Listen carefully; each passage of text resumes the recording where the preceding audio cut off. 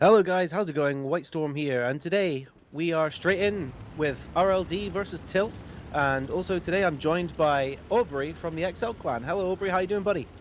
Hey, hello, it's me. I was here last weekend with Zuzu, this time with White Storm, and I'm here to cast the match between RLD and Tilt. So immediately from the opening, we can see RLD mostly headed towards the north side of the map, trying to take quick control with the CS in the 113 there. Tilt mostly playing over the south side, sending the double 277 actually straight to the K4 balcony, and trying to take early control there, and just the S-Kongs being a bit defensive in the city. So kind of splitting the map here with RLD, and both are trying to take as much of the map as they can. So it looks like to me that the Tilt clan are going to be probably pressuring, looking for pressure on Flag 2. How early do you think they're going to start attacking that? Whilst we I'm getting my Well, words a little bit wrong, but I'm thinking like when you're in a clan battle, do you literally look at the time and go, right, 2 minutes has passed, are we in position? Let's go, or do you just go straight for it when you see an opportunity?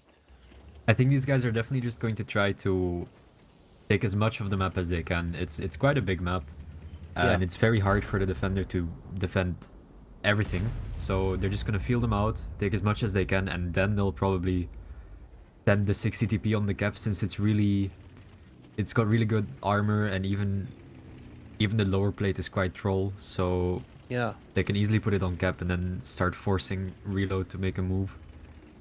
yeah. So I'm just looking down at Flag 2, and I'm seeing that they're going to be defending it with an E100. It's not got the big gun on it though; it's got the littler gun. Pretty stock, pretty standard these days to be seeing the smaller gun and higher DPM, but less alpha damage due to the HE changes from the last patch. Um, what else have we got defending? We've got an IS-4, interesting mix-up of things. So we've got 113, E100, IS-4, and what have we got else? This mod is affecting me slightly. VZ55, two of those, Batchat 25 ton, and a CS63, all for RLD. Meanwhile, on the Tilt side, they're attacking with a 60 TP, Object 277s. That's two of those, three Super Conquerors, and a CS63 as well. So quite differing teams. Interesting disposition of hit points between them. Some initial attacks between the two of them as well. Seeing the Tilt clan come off worse, evening out the HPs there. Yeah. What's your initial thoughts about the positions that they've taken, Aubrey? Uh, it seems that RLD has realized what Tilt is trying to do on the one line here. So they've actually decided to reinforce the Batchat with two of their own heavies. And I don't think Tilt knows that the VZ and the 113 are there. I believe it's Osk and either Shark or Pyro. So they're It's both just kind of Pyrrha, lurking yeah. behind him there. Yeah, I don't know if they're spotted at the moment, but yeah, the Batchats run for the hills, jeepers. Be But interesting yeah, to if see. those Oh, if two so of 277s decide to go any further, they'll run into I've quite a bit just of noticed firepower here. So Osk has actually started to lay some fire down the range towards the 277, so he's making himself known, or at least he's signaling to the 277s that somebody else is defending with that Batchat 25 ton. What's happening in the rest of the map? So far, I don't see too much in the way of jostling for position. Potentially a Super Conqueror coming up to join the 277s. Usiki is actually taking a small risk here, because he could have been spotted by the E100 if he was a bit too close here, because the street kind of exposes you to it. But he's just going to move up towards the cap circle, and also make sure that he has shots on the 1-2 line if RLD decides to push those 277s out. And on the north side of the map, there's still this stalemate between the two CSs. I don't think either of them have been spotted yet, but they must know that the other guy is probably there. But now we see RLD making the move. They're sending Osk forward, and he's still being supported. They're just trying to see what Tilt is up to and trying to waste their time. We're already halfway through the battle. 5 minutes have passed, and I think RLD has this completely under control. I think they do. I think now that they've gone best part of 2,000 hit points ahead, the really the onus is on Tilt to actually make a move or make RLD make a mistake. But Absolutely, absolutely. this is And interesting, very interesting, because one mistake will decide this. I feel. Sylvester is actually taking some damage here. Could have taken a little bit more. He's trying to trade onto Girls and Panzer here in the E100, but he's actually a bit supported by Sofia in the IS-4. Now Tilt is actually rotating the CS away from the wide flank. I think they're going to pull him towards the city or towards the 1-2 line, because I feel like the win condition for Tilt is on the 1 line actually. Indeed, and the And there is actually 277s are fighting happening on the 1 line.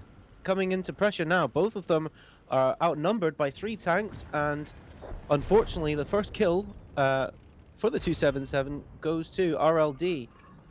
Yeah, so RLD realizing here that they did have the overmatch here on the 277, and they just went to pick him up. They waited until they had every bit of information that they needed, making sure that there's no S-Kongs that could turn the fight here, and they just went for the overmatch and picked up the kill. And they're trying to pick up marches here as well. And do you know what? That's fantastic. Keeping the gun in the game from the Batchat 25T, rightly backing away and staying in the game. Meanwhile, the 277 looks like he's about to be picked up by Osk. Oh, Oh, and he Osk, misses it. he Oh, misses that's his shot. unfortunate. He's gonna get punished by that because he's there's a gonna get- CS63 here from Yeah. Sunny who's punishing him And constantly. rightly, Maresk pulls back, drawing them into a crossfire. They can no longer push that, and they're currently capping out on one of the bases. Looks like base 2, but it looks like they've got that under control in the far center of the map. But Marches should actually be getting picked up by some shots from the city. They could actually pick him up, but they're too busy fighting here. So Siki now is getting ganged up on, and he does go down, but not before Girls on Panzer actually falls. Yeah. But even still, it doesn't matter. RLD actually has 6 tanks in the game. Tilt only has 2. So really, in my opinion, clean defense by RLD. Very clean indeed. They set up the trap, and they waited for the information, and then they punished. You know what, Well though? done. That was fantastic show of understanding the situation. They did rotate a tank round. They placed the 2 tanks down there in D1 who weren't spotted, drawing them in, and then absolutely ruthless execution there. And here you go. Look, the CS63, one shot, and he's going to be falling very shortly to the other 63, more than likely. Very clean. That's a great match. Absolutely brilliant, Aubrey. Yeah, I'm really happy with how RLD actually went for this. They didn't take any unnecessary risks. They probably could have taken the fight onto the 277s earlier, and they decided not to. They were very mature about it. They decided, let's wait for the information. We'll do it when we are sure that we'll win. And that's the game win there. You know what? And the patience there that took, I respect that. You know, that is cool as a cucumber going into that match, being patient, waiting for that fantastic opportunity, and then executing it. You know, 3 stages of the actual last part of doing the execution of it. That's definitely the hardest part. Certainly in my short career in as field commanding, very, very tricky. Getting all your guys singing off the same hymn book. That's fantastic. Alrighty, let's look at the damage here for the teams.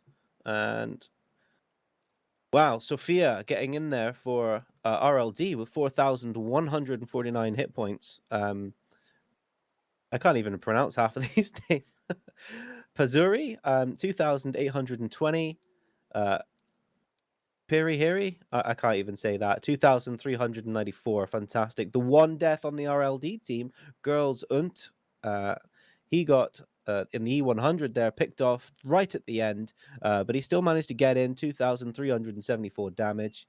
Underscores NK managed to get 2,290 in the CS63, and Is Shark managed to get just short of 2,000, and Osk in the 133 there, the 113, sorry, getting 1,845. Meanwhile, on the tilt screen, it looks like Maresk managed to pull off a decent run of 3,487 hit points. Siki and the Super Conk getting just over 3,000. Quink, I presume that's how you say that. 60 TP. He managed to get 2,405 damage. Ice Swanee. Somebody likes his ballet. Ice Swan. Swan Lake. I don't know. CS63 managing to get 1,095 damage. Mahesk. I don't know if that's how you say that. My apologies for butchering your name. Object 277 getting just over 1,000. Sylvester, like, is he chasing Tweety Pie? I don't know.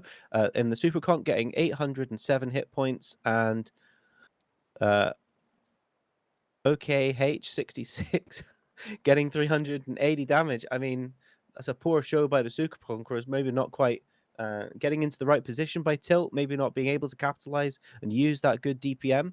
Uh, Yeah, but like we said, it's definitely a case of that, to be honest. yeah, I think it mostly came down to them not having enough to deal with the Ice 4 and the E100 in the city. They were yeah, both in basically optimal positions. The E100 a bit further back because he's not as quick, mm, and the IS-4 was actually pushed up quite far and able to trade from the hold down position. So that was really well done by RLD yeah. actually. Really So good to use over those things. overall, we've been seeing a lot of the guys either going straight into the two cap and trying to take it by force. So we've seen a lot of the guys fighting on the one line, and it really being decided in that flanking maneuver throughout. Is that seems to be quite a common theme. Um, we've not really seen it throughout the tournament so far. Many players, like many teams, just literally heading off against each other. People are really taking this seriously, which is fantastic to see. Tactics are coming out, and it's quite a varying amount of tactics. Yeah, Wouldn't you agree? it's actually very interesting on Ghost Town. There are two approaches. Well, there's a third, but the two most common are going for a straight fight as the attacker, just Mm, going straight for the center of the two cap, trying to catch off some tanks there with your overmatch because you're gonna send the whole team. And then there's the second approach we saw today already, which is where Tilt went for the 1-2 line, but they sadly just didn't have enough to actually win it because you want to actually remove whatever tank is there and then just keep the control so that yeah. the defending team cannot get it back, and then you can actually start capping. That's the second approach, and the third approach is the north base, which is a possibility. We have seen teams going for it, but it's not as common. Yeah, I mean, that high ground behind it makes it super easy to defend. So to me, the one base is a no go. If guys manage to pull it off, it's normally during a rotation or a last ditch attempt. I personally, it's not my favorite base to attack. I like the idea of going um, balls deep into the two cap as the attacking team and just slugging it out. I really do enjoy just the aggression. So Alrighty. it looks like both teams are ready for the second match. So we're gonna have Tilt on defense this time, and RLD on the attack. So we're going to start in a few seconds. Um, and let's see what Tilt actually has prepared for the defense. Alrighty, let's get stuck into that map.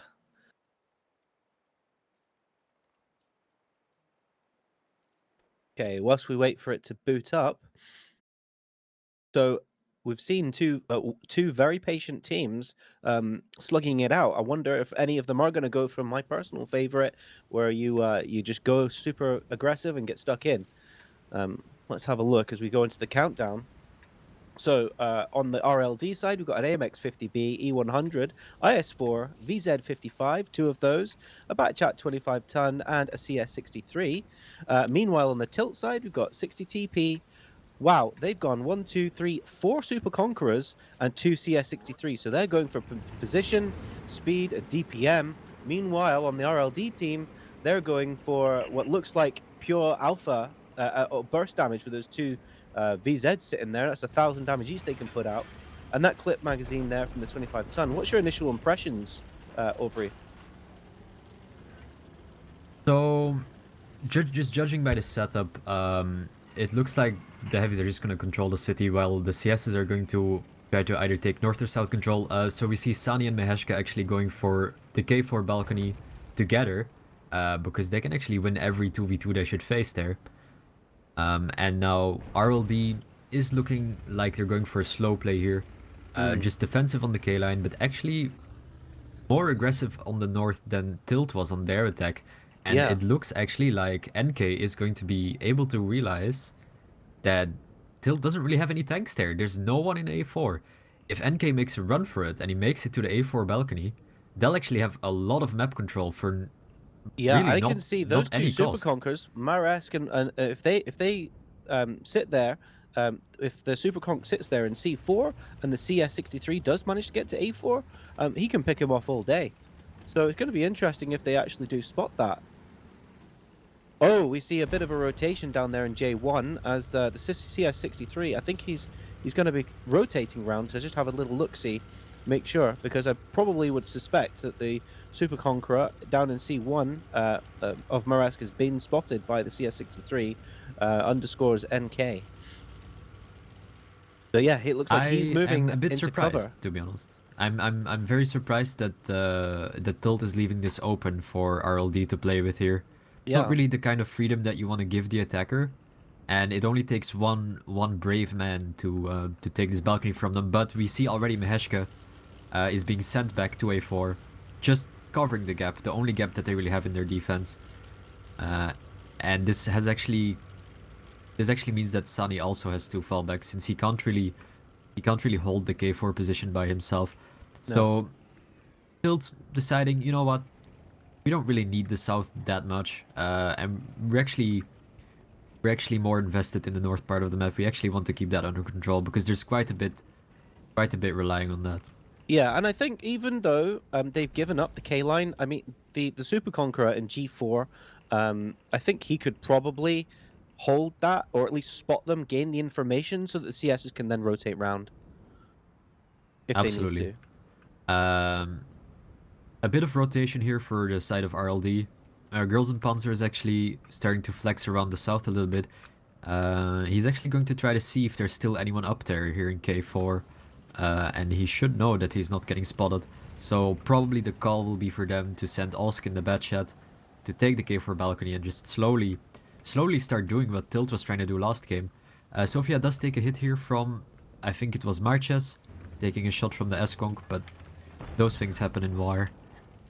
So Yeah. I've just noticed Mahask is actually he's actually taking fire, although it's not connecting, from the VZ in is Shark.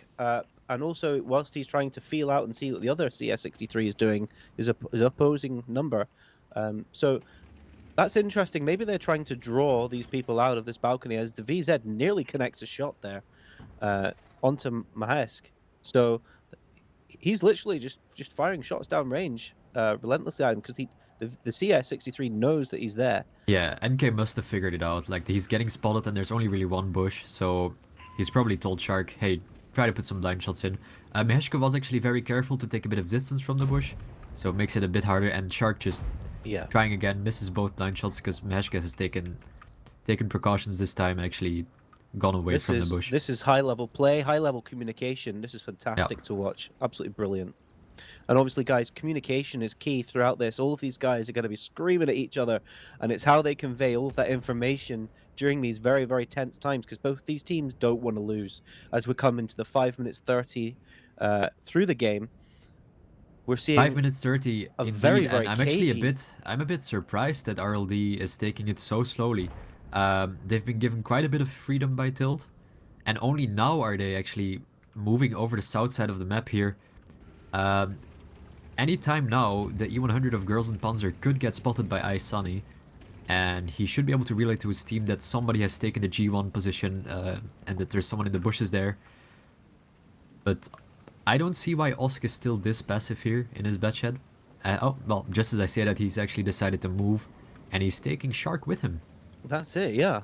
So Shark has completely rotated round, whilst the Bat Chatter begins to make his way up to the Crow's Nest down in K3. So it'd be interesting to see. Obviously, that Super Conqueror on the Tilt team and Ice Swan, Ice Sunny, obviously they're providing Overwatch for that area. So the Bat Chatter's going to have to be very careful in his little paper tank because that's And a beautiful RLD is crossfire. actually rotating even more tanks to the south side of the map.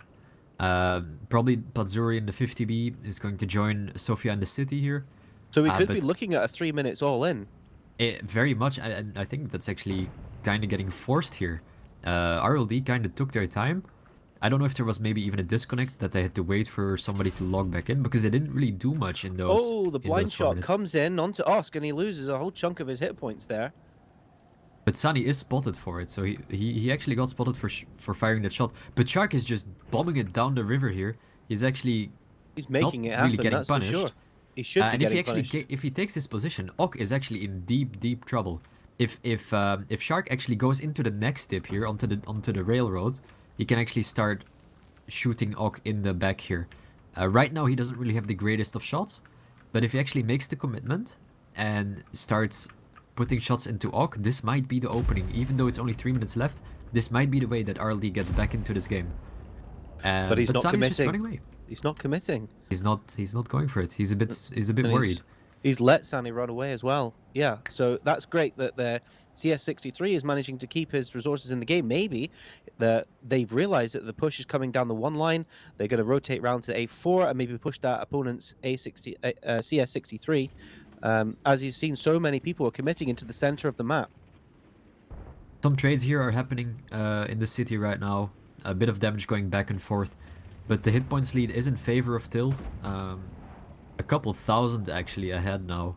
Yeah. Which is, they're probably really happy with that. Okay. Kunik is going for a bit of a peek here. He's actually trying to get a shot onto Girls and Panzer, but oh, couldn't quite get it, so he's just gonna back off. And just, yeah, 2 minutes, 35 seconds left. And RLD hasn't really made the progress they should have made. But Absolutely. we'll And see. Tilt are doing a great job of just sitting there and nursing through their hit points and just keeping themselves in the game. They don't need to push. They don't need to do anything. It's very much down to RLD to give it a real push and try and get something out of this this fixture. Yeah, and they've just been continuously trading positively, so it can't, I don't really see how RLD pulls off the attack here. I think it's just another clean defense on Ghost Town, as we've seen in the past. But still, you gotta be disciplined, and Tilt is doing exactly that. And only now Shark is moving up on the one line, but it's in my opinion it's too little, too late. Way too late. Yeah, Way absolutely. too late. Yeah. So we're into the last time now, and we're starting to see some suicidal tanks make And some here plays. comes They've the got push from RLD now. So on the top side of the city now, Sofia, Pazuri, and Oscar trying to pick up Kunik here and the two S-Kongs. Oscar isn't really planning his shots, but now actually is starting to put in the damage. Pazuri actually forced to go for the ramp because otherwise Oscar won't have enough damage to picking up. But one of the S-Kongs has already fallen. And this is just... yeah, oh, I dear. don't see this working out. It's I think it's just a clean defense for Tilt. There's just too much HP to deal with. There's no time to capture the base, so... And you know what? They just send the CS63s on a little drive, and you know, it's all over pretty much. As RLD's final hit points are all sitting in the VZ55, and Tilt sitting quite pretty on 6,500 HP, and they just have to sit and chill. And that's it. Game. Alrighty. Well done, Tilt, for successfully holding that defense, and just basically waiting them out. What are your initial impressions there, whilst I get the battle results up, Aubrey? Honestly, like I said before, Tilt just really disciplined. They did try to go a bit aggressive on the south at the start, but then realized we don't really need to do that. So they just pulled back and went to hold the top side of the map, and they did it pretty much perfectly. And every trade went in Tilt's favor. There wasn't really any instance where someone from Tilt messed up and lost HP for no reason. And that's, if anything, that's the only way RLD were really going to pull off the attack here. And it didn't happen. So well done to Tilt. Yeah, absolutely. Tilt did a fantastic job. Let's just have a look at the damage that they managed to get in. The two Super Conquerors sitting at the top of their team there. Maresk sitting there on 4,318 damage. Just below him, let's sort this by damage, in fact. We've got the Super Conk Silvestri sitting on 2,853. Followed up by the 60 TP doing 2,500 damage. And then finally, Siki has got 2,258. The CS63 in Isani getting just short of 2,000 with 1,917. OK66, I don't know how to say that. Super Conqueror is sitting pretty on 1,748 damage, and Mahesk in the CS63, 1,681. So my initial impressions there, the damage split between the entire team, they've all put a shift in. Only one guy doing a significant amount of damage, so that is fantastic. Sharing the damage, getting their guns into the game. Meanwhile, on the other team, the RLD team, Girls and Panzer in the E100 managing to do a phenomenal 3,600 more or less. Piri in the VZ55, who we were talking about, could have made that push, I believe. Was it him? Or was it Yeah, Shark? I can't remember. Sitting just over 2,000 damage. The Batchat 25 ton in Osk, getting 1,600. Is Shark managed to get 1,581. Pazuri in the AMX 50, selling himself short with 931. Underscores NK in his CS63, driving around the map lots, getting 776 damage. And Sophia in the IS4, managing to reach a grand total of 741. So that's an interesting split in damage there. You saw that obviously they made that final push. The E100 there, really getting stuck in and attempting to really force a win, but the far too disciplined Tilt team holding their nerve. So it looks like we're moving on to the Tundra map. Whilst the teams get ready, we're looking at 2-0, I believe, Aubrey. What do you think? indeed. It's already the 2-0 scoreline for Tilt. And I believe it's actually their map pick coming up. So Yeah. So they beat them at so their own game there, I they beat believe. them at their own map 2-0, and now Yeah. Tilt is moving on to their Tundra, So defending now, and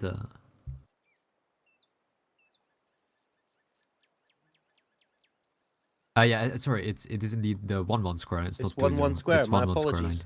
Yeah, Xander came in here to confirm it. So both teams actually picked up their defense, and we're now moving on to Tundra. Ghost Town is a 1-1 map usually, which means that there's one side that's really favored, Yeah. and we could see here that the defense was really strong. Both teams just doing what they had to do to win. Um, Tundra is an entire different story. I feel like on Tundra, both teams have a pretty good chance to win.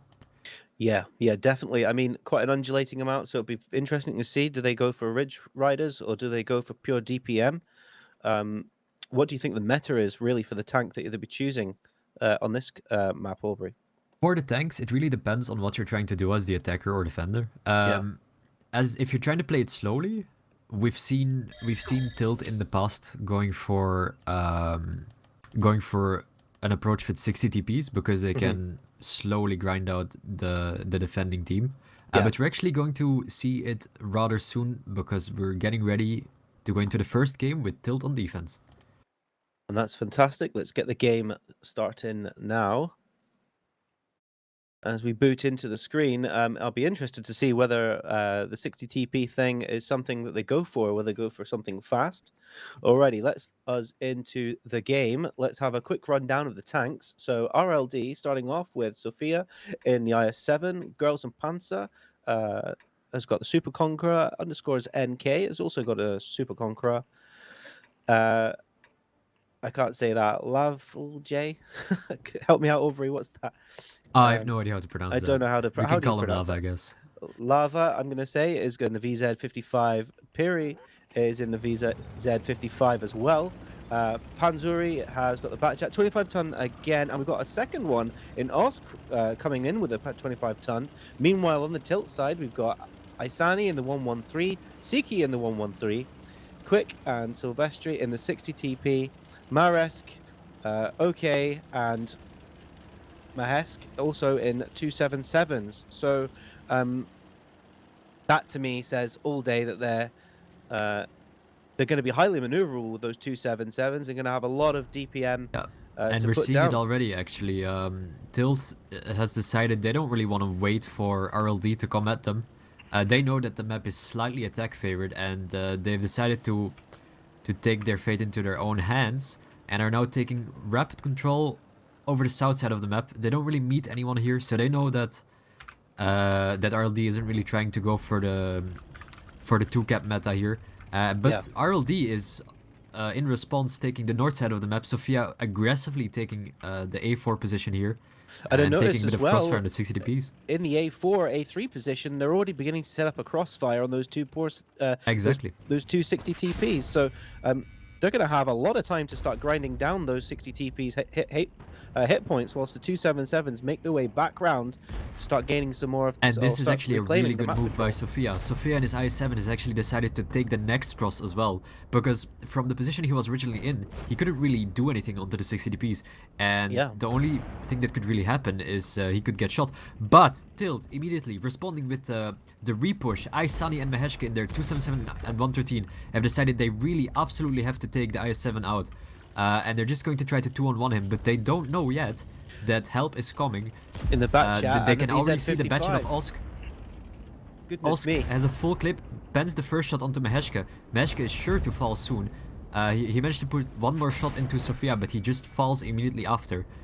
And That Aisani leaves is Isani sure all to follow. isolated by himself, absolutely, and that is a game-deciding event, I reckon. He's actually been permatracked, but meanwhile, on the south side of the map, Tilt has a small advantage. They do have better positions there. Bazura is kind of locked in, so if Ok decides to pressure his advantage, he could actually start trading onto him, maybe with help of Marches, but it's not looking very good for Tilt here. They're just getting pressured everywhere and not really getting anything else in response. This is really looking good for RLD. Even though the HP is quite equal, they've got more tanks in the game, they've got the better positions, and they actually have the ability to start capping soon as well. And I tell you what, I've just watched Panzuri on the RLD team nearly do a backflip there as a 277 attempted to ram him. That was absolutely hilarious to watch it, leaving the Batchat only on 149 hit points. But he's So, alive, and this but means he he's is going to get alive. his next clip in soon. He's actually... I don't really see how he survived that, I don't but... know either. That was amazing. But Sophia and Love are now going to just pick up Siki here, who has the only real crossfire position. And yeah, it's looking like an attack win for RLD. Really well done really well done by them, actually. So breaking serve effectively. If we're going to go back to a tennis analogy, if they're winning their attack, that's interesting. They're really going to put on the pressure there by forcing the attack win. So Yeah, we move into a actually 2-1 really scenario good for now, them. and Yeah. it's going to force a response, I think. Is Yeah. this going to change the tactics from the opponent's team, Aubrey? Or do you think they're I'm just going to stick with genuinely it? not... I'm really not quite sure. I still believe that Tundra is a little bit attack-sided. So the attacker has more options. The defender usually has to... If they want to win, they usually have to make a gamble somehow. And it didn't work out for Tilt. We saw Tilt try to take the fight on the south side of the map. There was no one to fight, and they lost the north side, and they lost the repush didn't work out, so the gambles didn't work for them on defense. Yeah. So I believe that if they just play it well, they might actually still pick up their attack, and we could go to the tiebreaker. Yeah, and I'm just looking at the damage here. So I'm going to quickly run down RLD's damage. And one thing that strikes me is they're all pretty similar. So Osk sitting at the top in the back, 25 ton, amazing amount of damage here, 3,909. NK managing in the Super Conqueror to get 3,537. Sophia sitting at 3,047. Girls and Panzer in the Super Conqueror, 2,272. Lava is sitting here with a VZ55, getting just over 2,000. Panzuri in the Batchat 25 ton, getting 1,649. And Pieru in the VZ55 getting 1,605. Altogether, very similar damage with 3 players getting just over 3,000 damage. Meanwhile, on the Tilt team, the 60 TP sitting there pretty, nearly 4,560. Unreal game by him or her. The next tank down, the Object 277, getting 2,890. Isani getting 2,559 in his 113. Siki also in his 113 getting 1,684. Whereas Maresk in the Object 277 just reaching over 1,000 with 1,093 hit points of damage. Silvestri sitting in a 60 TP doing only 782, one shell of damage, and Mahesk in his 277 getting 475 damage. That is interesting. You can see how certain tanks there were completely destroyed, not able to get out very much damage at all. The spread very much in the favor of RLD and the winners of their attack. I have Well to played. say, the standout for me is Sylvester. He was usually the majority of that game he should have been fighting at close range, right? He had, Mhm. I believe he had two S-Kongs right in front of him that were fighting him. Yeah. And he was able to hit them, so he hit all of his shots. He fired 4 shots that game and only really penned 1. That's not really acceptable. Now, this could come down to circumstances. He could have been shooting at hull down S-Kongs, Mhm. but that kind of speaks for the reliability of the 680p's gun. It's, Absolutely, and I'm yeah, seeing here on his stats that he's only fired 4 shots and only managed to penetrate 1 of them, explaining his, exactly. damage score there. So but if I look at that, damage blocked by armor, 0. Now I don't know if that's my mods being weird, but, is Yeah, that it's the right. He case? didn't. His armor didn't really block anything for him. Um, Now this could speak for RLD just really being good at penning their shots. I Certainly don't really showing a think lot of personally. I don't discipline think it there, matters that making those much. shots count though, doesn't it? Yeah, Um, exactly. people really being sold on the tactics and making them work. Really paying attention and being professional in what they're trying to do, which is fantastic to see. Yeah, both teams are ready. Alrighty. So we're actually going to jump into Tilt's attack now. So we just saw Tilt lose their defense to RLD's attack of the north side of the map. So let's see what Tilt has in store for them.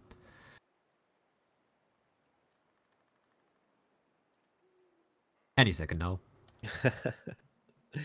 Alrighty, let's see what happens here. So, I wonder if they're going to be as aggressive, or if they're gonna really go for it, or whether they're just gonna take it easy, maybe wait for their play to pan out, maybe get some good positions. In the last game, we saw a mad rush down to get map control on the 2 cap.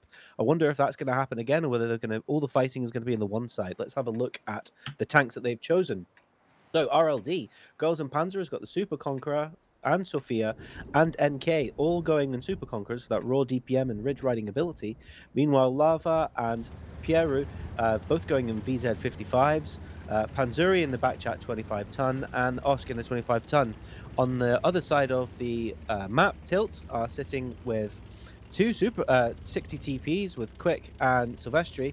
Muresk is sitting in the IS-7, Siki in the Kramvan, interesting choice. The next one we have 3 Super Conquerors in a row after that, with Icy, a Mahesk, and OK sitting in Super Conquerors for that ridge riding DPM. Okay, we immediately see RLD actually setting up a trap with the Batchets in the K1 corner. Tilt is an experienced team, so they know that double Batchet could mean a trap here, because they're the only tanks that can actually cross to the K1 corner without getting spotted by anything. Not even a CS making it to the spotting location here. So they probably know that the trap is being set up there. But in sort of Tilt style, they're actually taking it quite slow, trying to feel out where RLD is positioned.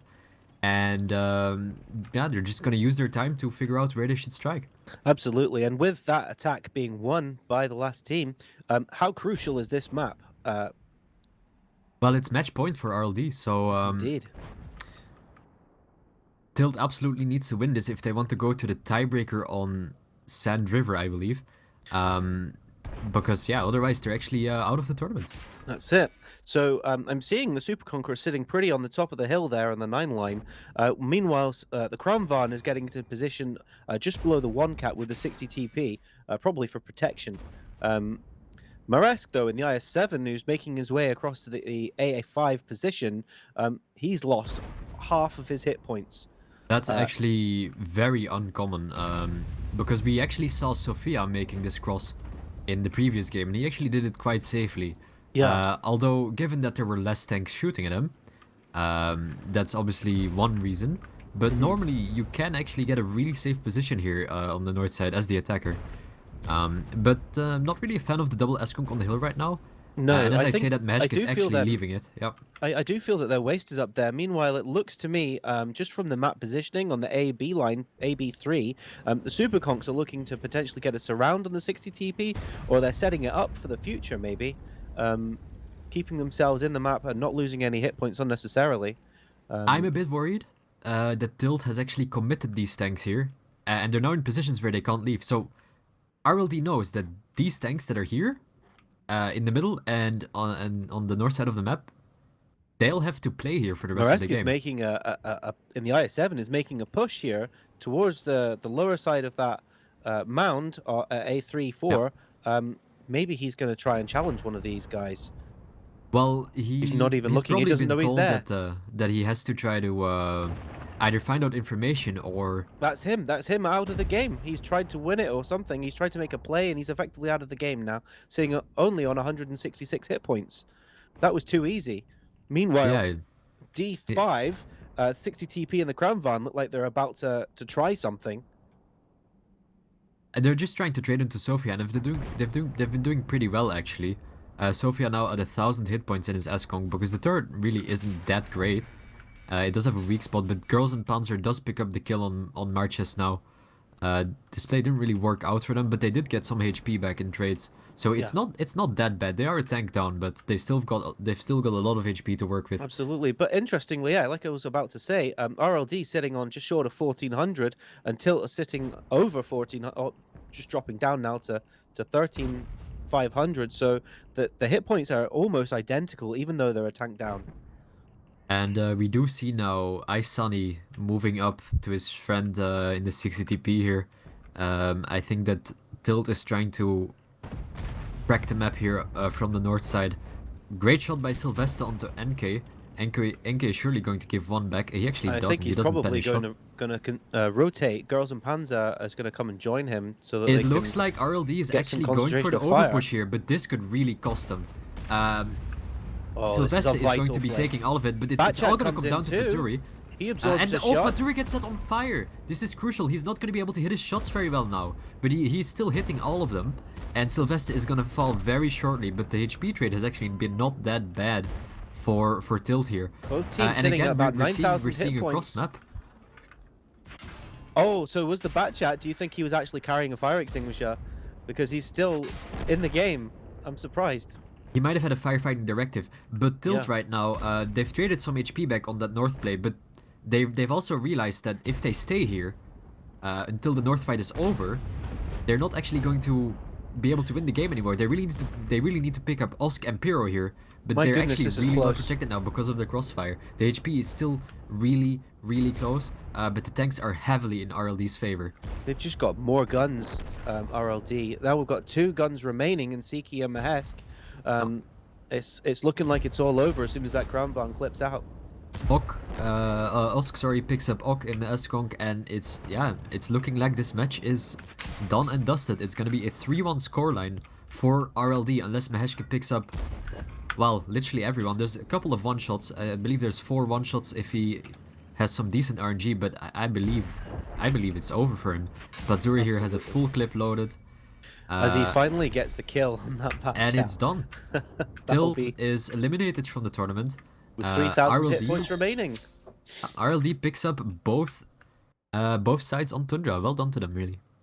Yeah, absolutely. And that to me, a dodgy push on the north side, and it was all over in both games, it felt for me. I really liked what Tilt used to do in the past, taking it slow with 60 TPs, but maybe they've played that against these guys before in previous tournaments, and they've decided, you know what, let's do something else. Let's go a bit more S-Conk oriented, and it didn't work out for them. So Yeah. that's very unfortunate, but yeah, two So decently strong teams here, actually, in my opinion, and I'd say the stronger team is actually getting knocked out today. I'm probably with you for sure. Let's go through the damage here for the win for RLD. Sitting pretty at the top, NK with his Super Conqueror having 3,857 damage. Piri in his VZ 55 getting 3,447. Panzuri in his Batchat 25 ton. Sitting there on 3,244. Girls and Panzer in his Super Conqueror sitting there on 2,813, getting 3 kills as well. Well played. Lava sitting there in his VZ 55 on 2,787. Osk, unfortunately, getting wiped out in this back chat on 1,581, dying on the bridge, I believe. Sophia sitting in a Super Conqueror, he died as well, only getting 781 damage.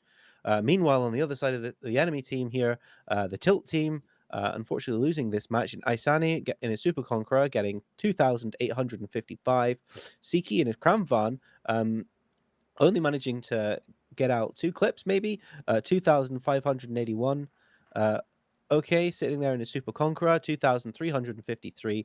Mahesk in his Super Conqueror, 2,298. Quick in a 60 TP, 1,603. Sylvester in a 60 TP, 1,602. Very similar scores there. Jeepers, 1 hit point difference. And Maresk for the Tilt team, finally coming in his IS-7, making that very aggressive push, 484 damage. The damage spread speaks volumes for sure. All of the RLD team, very similar scores except for Sophia at the bottom there, Oh, all putting in a shift. Meanwhile, the damage spread just I don't know if maybe they're not putting in their connecting their shots. Is it the tactics? Uh, what do you reckon, Aubrey? honestly, I think what went wrong for Tilt here is that Marches kind of got destroyed on the cross, and he took so much damage trying to get to that position. He Mm, he knows he has to get there somehow, some way. But the damage he took meant that that side of the map became weak for them, and this yeah, allowed RLD to just group up with just get the Batchet in there. And yeah. even though Pazuri got set on fire, he still managed to Unload. eliminate Sylvester really Yeah, quickly. So yeah, and he was full send on that magazine. I bet you he was literally panicking when he got set on fire, wondering if he would make it out of that engagement alive, and he did. yeah, so yeah, good. Another good response by RLD. They found the Absolutely. weak spot, and Tilt was not able to make a cross map play. So So it's not an ultimate dropping though. I mean, what are we talking? 3-1, the final score there, yeah, or the score so far. How are the teams doing? Are they beginning to drift away now? They're all finished. So that is the final game for this fixture with RLD taking the win and progressing on to the next portion. Are we on to the finals yet? Where are we at? we're going Quarterfinals. to the semifinals. We're So going right to the now, semifinals. Jeepers yeah. So creepers. this means RLD is actually into the semifinals now, and they'll be waiting for their next opponent, which is either going to be Autumn Mortis or Prism, and those will play, I believe, tomorrow, but I'm not sure. Not quite sure yet. Um, Yeah. so yeah, but we have got another match lined up tonight. We've got the other reloading clan. It's reloading but with more ease, facing off against a team that we've seen multiple times already in this tournament, TENTS, the German team. Yeah. So we'll be back with that later. Two very strong teams for sure to be getting through to Indeed, this they've part made it of this the far as well. So competition. Um, so I think for the final as well, I think we're going to be happy to say that we've got an announcement to make. We have very potentially got some giveaways, but we're working on it. So stay tuned and make sure that you tune in for the final to see who wins. Um, Meanwhile, I want to just quickly mention that this is WoTi League. You can find us on wotileague.com. All the rules that the competition is governed by are published and there to be seen. You can download it in a PDF from the website at wotileague.com.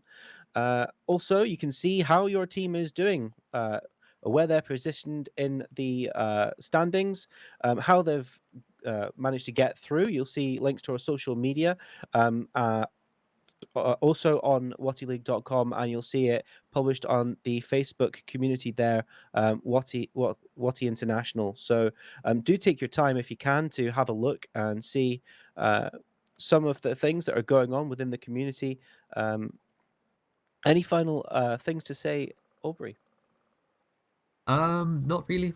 Now I think we've seen a really close match here. I think Tundra could have gone either way. Both teams kind of went blow for blow there, and RLD came out ahead. Um, Absolutely. but I think we could go for a short 5 minute break here until the next match starts, and that will be TENTS versus Reloading with more ease. So see you Excellent. guys then.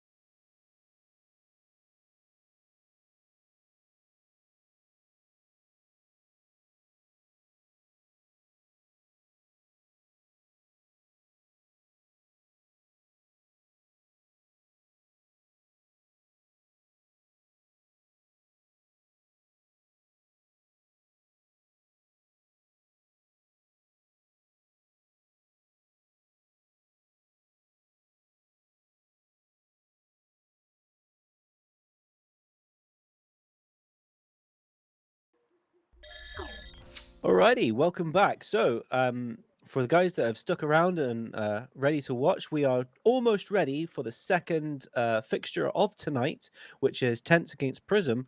And whilst they're getting set up, myself and Aubrey have got a fantastic announcement to make. As I alluded to earlier, we have a giveaway for the final.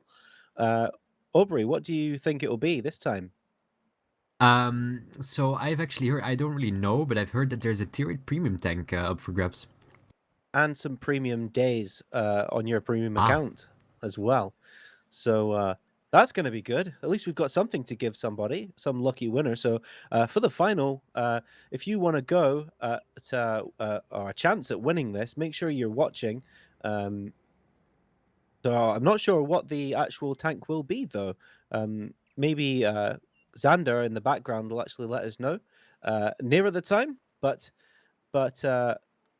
for now, all you guys need to know who are watching is that we do have a giveaway. It will be a tier 8 premium, and well done to the lucky winner, whoever that may be, at the time when they win it. Anyway, let's have a look, see if the teams are ready. It looks like they're beginning to trickle in now. So both teams have chosen Mannheim line. Aubrey, what do you think's going to happen here?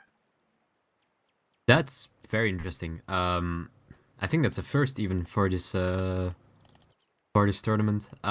Well, I've said before in the previous stream that I don't really like Mannerheim line Hmm. personally. But we did see some interesting games then, so maybe I'm just wrong, and we'll actually see some really interesting stuff here.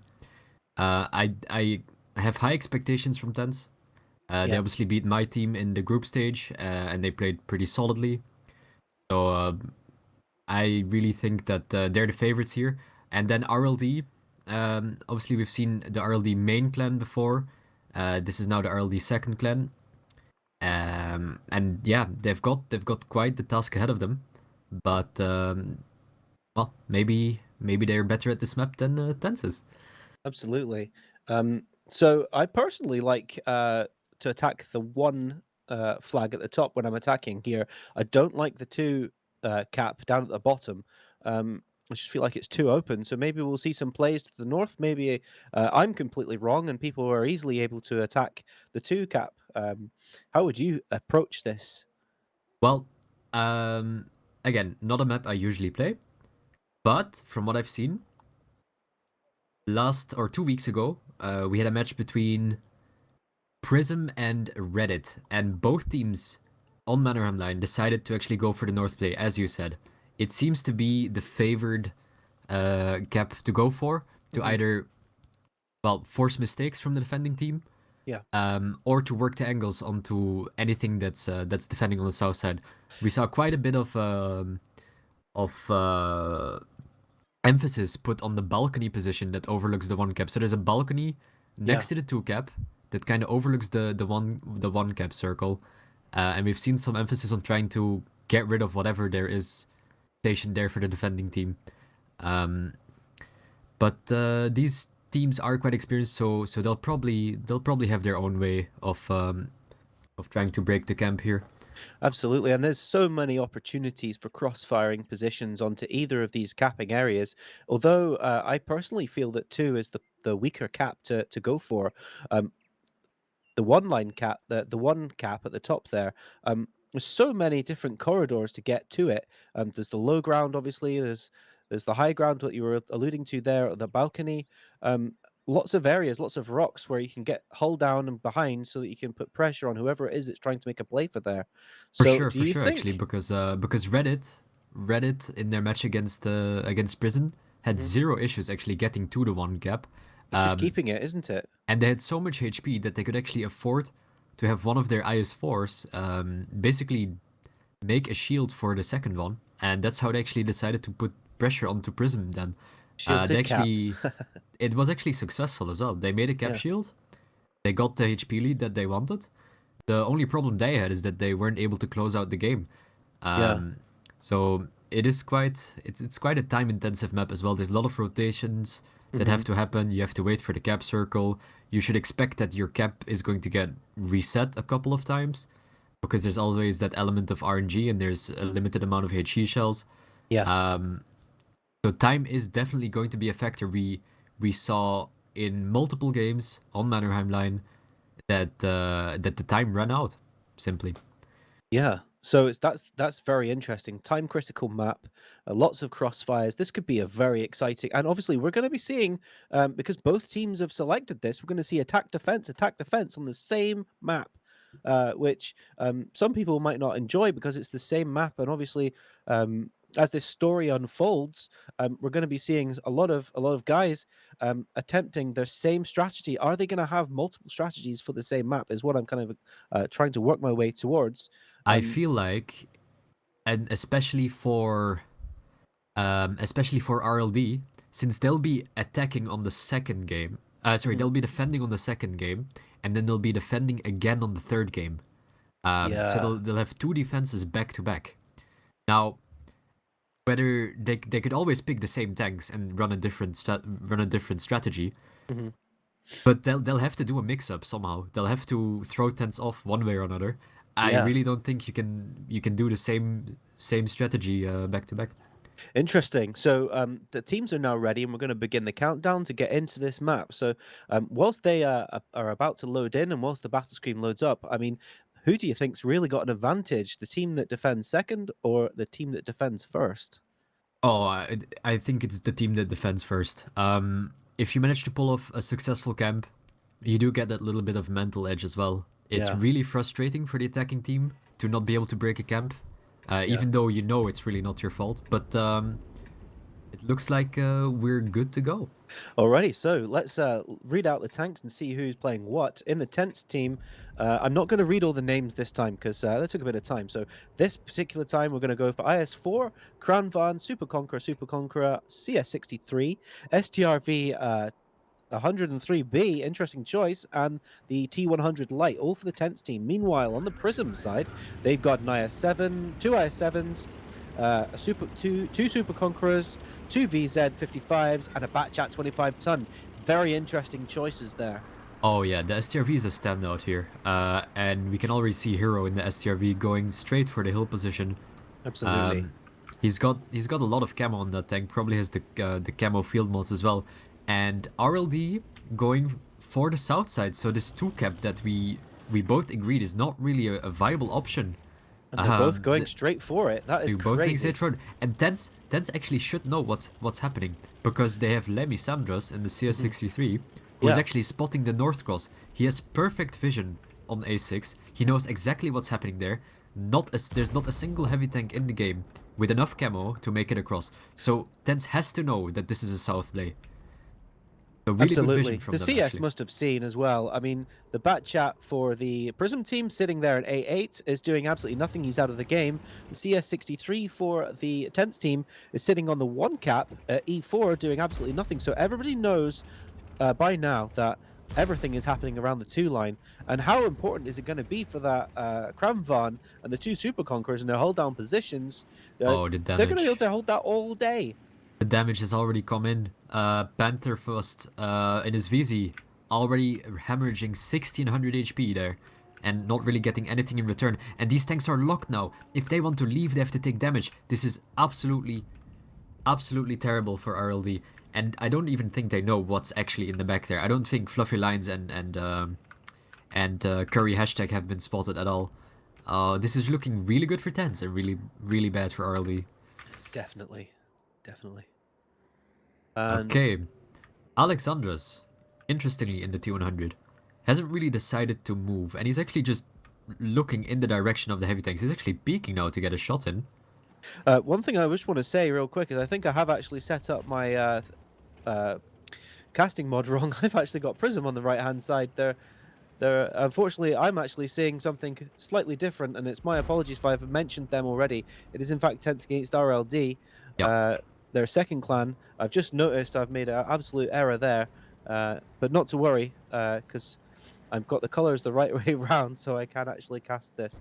But that is, yeah, I don't know how they're going to break out of this Oh, a little without bit think. of timing there though. Yeah, So what happened here is Lemmy in the CS63 decided to leave, and just as he left, the Batchat of Kawai and Joey and his IS7 have decided to cross. So so Tens they've got doesn't no actually know that idea. this happened. Yeah, But I don't really think it matters. I don't think it's going to cause any difference unless they kill the CS63, kill the STRV, and the 100 doesn't go anywhere near them. Yeah. They And, have... oh, Alexander's now heading a bit north. And he's actually, well, he might see the IS-7. I think he will see him. He sees him now. That's almost for certain.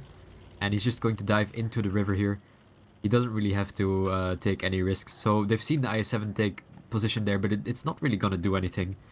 And as long as they keep vision on the 1 cap, I don't see any way for RLD to get into the game. They'd have to get some amazing cross shots in somehow, but I just don't see it happening.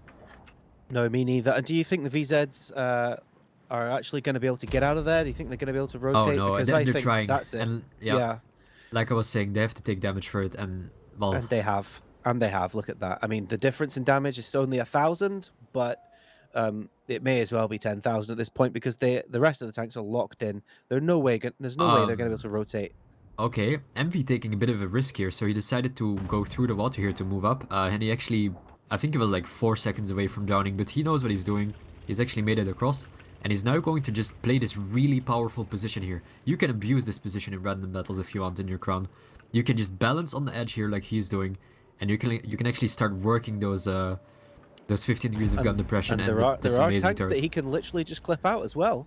In that VZ Panzer first, he could literally just clip him out if he tried. But I believe he's just been sent here to sort of pressure up, posture up basically, absolutely. and get a tighter grip on these tanks here. They cannot leave now. Now it's basically impossible.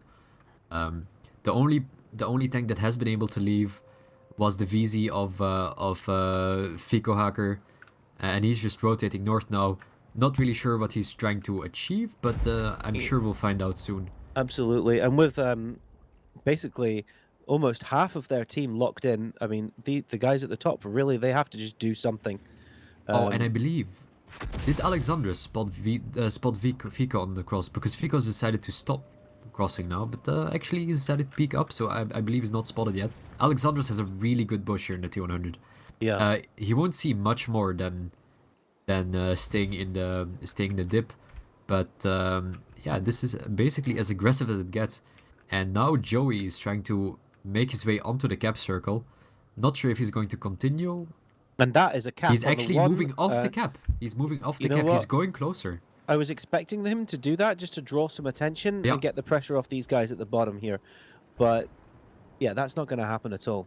But he's actually forced Alexandros out of his position, because if Alexandros stayed there, he could have been spotted by Joey.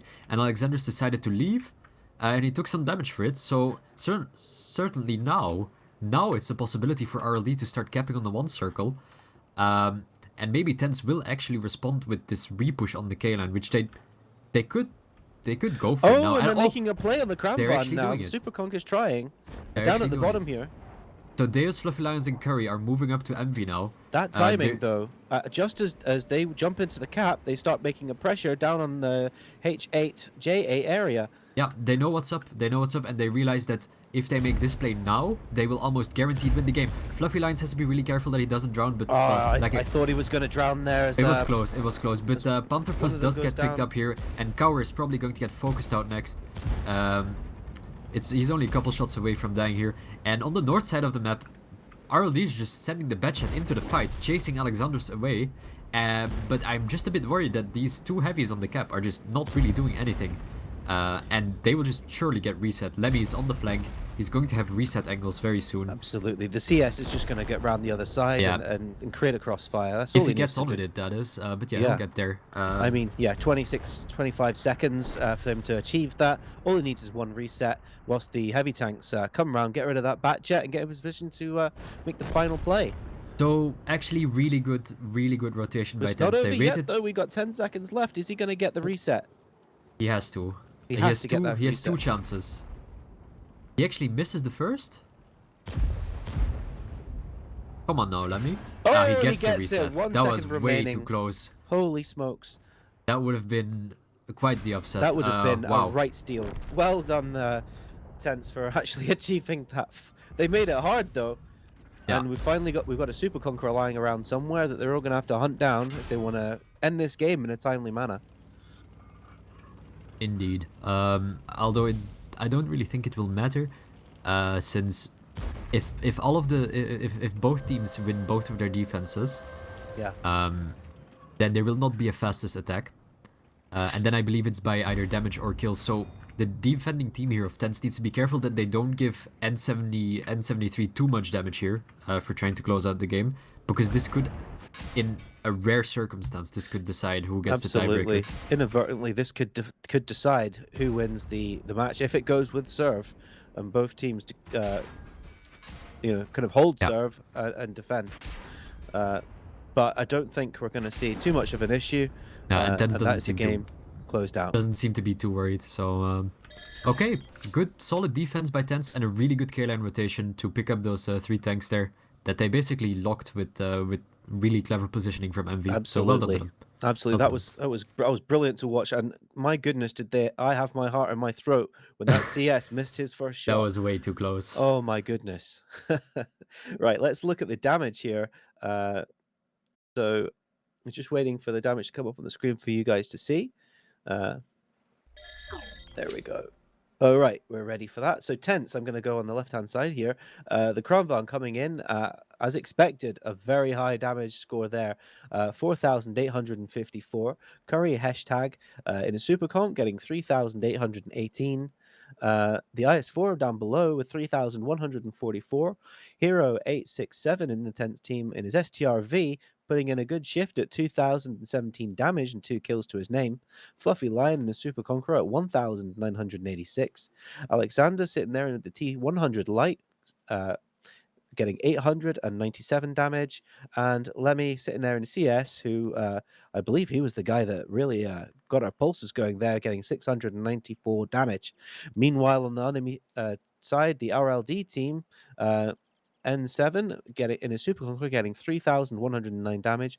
Call Me Doctor in his IS7 getting 1,500. The next Super Conqueror below 1,218. The Batchat 715 points. Panzerfirst in his VZ getting 522. Fico Hacker getting 478 in his VZ 55. And for the final with Joey Hamlet in his IS7 getting 433 damage. I mean, that shows quite a picture there of the spread. That fatal play where they went, both of them, against what we were saying, Aubrey, going for the 2-cap to begin with and getting locked down. Have a look at the team, see what they're doing. So as expected, they went for the 1-cap, but they tried to go for the 2-cap, and the only reason they went for the 1-cap is because they had to, because the 2-cap was locked down. And as expected, they couldn't break out. They couldn't run away without getting damaged. So it's interesting because now both teams have seen how they're potentially going to attack and defend. It'll be interesting to see if they've got more than one tactic for this map. And let me quickly change to RLD. I'd love to be a fly on the wall for both of these teams, just knowing what they're thinking and how they're discussing There we the go. rest of the match. Like you said, there's probably some sort of mind games going on. There always is. Yeah.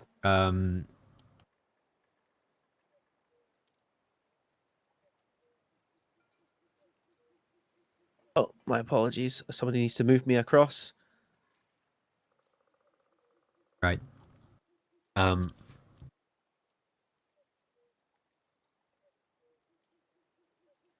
Yep, that's fine. That is the case. Okay. And Just getting looks some like technical help there from the back. looks like both of the teams are ready. So they're readying up their tanks right now, and we're ready to go into RLD's defense. Let's see what they actually bring. So yeah, the mind games. Let's see how they work out as well. So once again, I'm going to say that for me, 2-cap is pointless. I'd expect them to go for the 1-cap. They must. They have to. Surely they can't try it again. So anyway, let's have a look at the tanks that they brought. TENTS have got, wow, 4 113s, a Kramvan, a Super Conqueror, and a T100 Light. Meanwhile, the RLD team have got 2 277s, Super Conqueror, and 3 VZ55s, lots of damage and burst damage there. And then finally, a car in the CS63 going for position somewhere on the map. Well, let's have a look Okay. at the initial deployment. Alexander's in his T100 again. Let's see what he's trying to do. I believe he's going to go straight to the 2 cap to actually spot. He's not going to try to cap. He's going to go to this hill here, try to split the map in half, and try to find out how many tanks are actually being positioned where TENTS actually had them. And Yeah. he will know very soon. But our RLD, taking a completely different approach now. They've decided that they want to defend from the north side of the map. So they're sending the CS early to try and take control here. And they're just going to be following it up with the heavy tanks. Take full map control. And because they know that the 2 cap is not an option. So if they center all of their heavies around the 1 cap, then they know it's impossible for them to get capped here. They could literally just drive straight through them from behind. They've made a heck of a play. They've really committed to defending that 1 cap, sacrificing all vision, it would appear, on the 2 cap as well. Let me have So a it look looks down. like they're actually going for a bit of a trap here. You can see that they're really trying to hide the heavies of RLD here, but the VZs are now rotating out. I think they realize that TENTS isn't really going for the 1 cap at all. TENTS is actually moving all the way across the K line, and I think this is actually what I expected. I believe all of these 113s are going to try to do the low water boost here. So basically what this is, the Oh, this is 113s, dangerous. this is dangerous. This does take a bit of practice to pull off, but most of these guys know how to do it. So Curry's leading here. He's going to go first, and Lemmy Sanders is following him. They've decided that 2 113s is enough, and look at them. Both are doing it textbook. They're wiggling to keep the grip. Lemmy slipping for a bit, but it doesn't really matter. You've got so much margin for error, and they both make it across. So well done to them, and they've actually now taken, well, the most important position really to take. This is what you need if you want to do anything from the south side. And from here, they can actually deny a lot of positions for RLD. So this is actually really interesting to see. It's like a double fake, isn't it? Because they went for the 2 cap last time, and so in response, they decided to go for the 1 cap this time. Meanwhile, they actually went for the 2 cap. I mean, are they messing with us or are they messing with us? This is brilliant. As they show their hand by actually getting into the cap right now, with 1 tank getting into the actual area, putting on a little bit of pressure. Let's So see. Envy, Quite a Envy lot is of their actually forces are sitting in B2 as well still, so they really have to make a decision. Are they going to react or are they going to sit pretty? Envy is actually really safe here on the cap. I like N73 might have a cupola shot on him, but it's gonna be really tiny. And Alexanders can also get on the cap whenever he wants. So because they've taken deep control here, this means that the 2 cap is now actually an option. And they've still held north control. Fluffy Lions is in the most defensive position on this map. Anyone that tries to Absolutely. go for him has to deal with a Kranwagen for crossfire. And has to then climb up into his gun. And there's only 20 seconds left on the cap now, and you can tell that RLD doesn't really know how to get the resets. They finally reset MV now, so they reset it back to 40 seconds. But look at Alexandros. Alexandros is the threat here. They cannot reset him. He's in such low ground that they need to drive onto the cap to actually reset him. This is actually really smart. This is 30 fantastic seconds to left. watch. And I wonder how much of a play that these guys are going to make in the top here. C8, B8, they're having to really push through this Super Conqueror in order to get around the back. In Oh, order to the start timing. This is so unlucky for Fluffy Lions. He gets caught out because he thought no one was coming, and then they actually decide to push him. And his support has actually left him. This Yes. might be crucial, and I believe Alexander's actually got reset on the cap. He did. He got a He's full known- reset now, and MV is now leaving the cap zone, so they effectively given up capping because he spotted the danger of the Object 277s in the north. Yeah, and they've actually picked up Fluffy Lions. That is really unfortunate. If he had actually decided to stay up there, he could have traded so much better. And imagine the with- difference that the Kramvan could have made from F9. Exactly, yeah, because he decided to leave just as this was happening. The timing was really, really unfortunate for TENTS, and the cap is also not really working out, but they do still have a massive HP lead, considering that they're a tank down. So if they actually manage to equalize the tank here, maybe pick up Call Me Dragon in the back or Fico Haker, they actually have a really, really huge advantage. So And my the main cap is still question is going to happening. have to be, because that was so close to being a winning play, how much of the reaction to that was actually scripted? Because that's ridiculous that they maybe a mistake has made this happen. There's still a chance of them winning it, but I really don't think that they can now. Alexandres seems to have found a position where he can actually keep the cap circle up and not get reset. Yeah, he's just And sitting there. He's not even it's not as trying to good as a move. double cap, but he's slowly winning the game. Absolutely, and And there's still 4 minutes left. that timer going up and up and up, or down, should I say, going below 30 seconds is going to make people start to sweat and make 25, potentially 24. exactly RLD, people. what are you gonna do? Somebody's going to make a mistake. As Joey's Joey going for the Hamlet's reset. going for it. He's going Yeah, for it. He's he got knows. He knows 1,500 that hit he has points. to He do it needs to now. make it, and that is him getting focused He's down by the tracked around the corner. He 133s. might not be able to get a reset. He's tracked around the corner. He's actually... He's a one shot. He's Oh, and he missed his misses it! shot. Oh, 7 what seconds, drama! 6 seconds, 5, 4, 3. Who's next? Is it Call Me Dragon? No one is going to be able to get it. I believe this is an... It's an attack win for TENTS. They There actually we got go. it from the cap. They won on two. That is crazy. Absolutely fantastic. How amazing was that? I thought that they had thrown that all away, and they didn't. Yeah, Amazing. that timing on Fluffy Lions was really unfortunate. But, well, they managed to stay calm, and Alexandros found an amazing position, apparently, where he can just sit in low ground. Really well done. It's absolutely brilliant. I mean, let's go and have a look at the damage, although it doesn't really matter, does it? Because they capped out, which is... I'm still stunned. I really am. I thought that they'd thrown it all away. What drama. Alrighty, so the TENTS team, let's have a look at their damage spread here. So sitting at the top in the 113, 2,666 for My Zero RNG. Below that, the Crown Van sitting there on 2,072. What a difference he could have had. He could have had a 4, 5, 6,000 game if he'd have stayed where he was put. But he decided to rotate, and I feel like he nearly lost the game. Lemmy sitting there at 113, sitting there just below 2,000 damage. Hero 867, 113, sitting on 1,747. Fluffy Lion and the Super Conqueror 1,597. Alexander winning the game for them in his T100 light and 851 damage, but all of the cap points. Curry hashtag in his 113, not doing so well, but equally vitally staying in the game, 827 hit points of damage.